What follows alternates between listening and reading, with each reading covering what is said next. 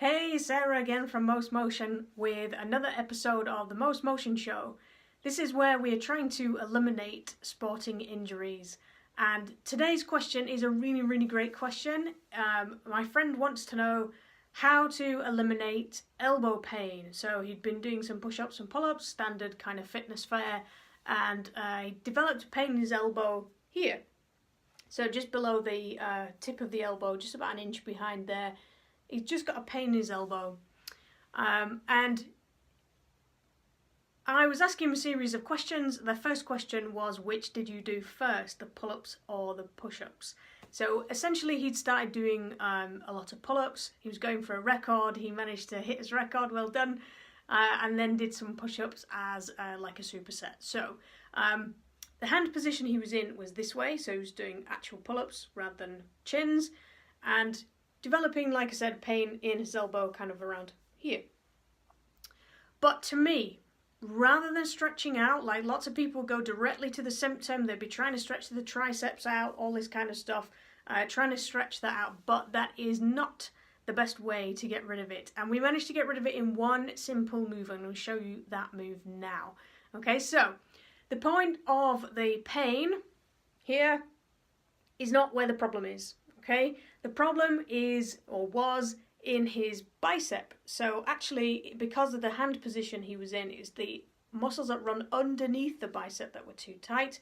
Okay, and what we needed to do was find a way of stretching those out to stop the tension through here.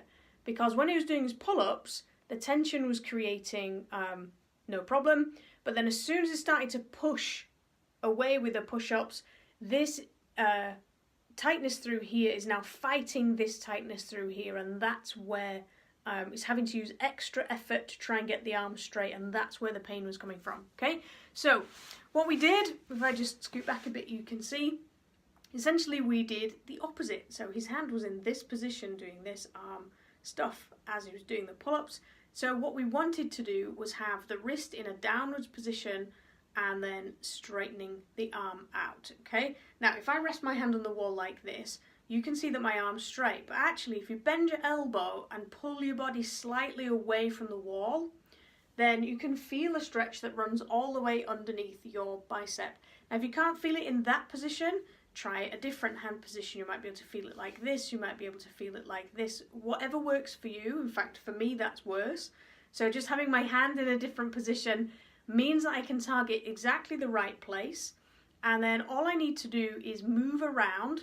So I'm going to move my chest. Notice my hand is not moving and I'm still pulling my body away from the wall. Okay, so I'm pulling my chest away from my hand to create that tension underneath my bicep, which will allow me to stretch out all those muscles underneath there and encourage them to get a bit longer.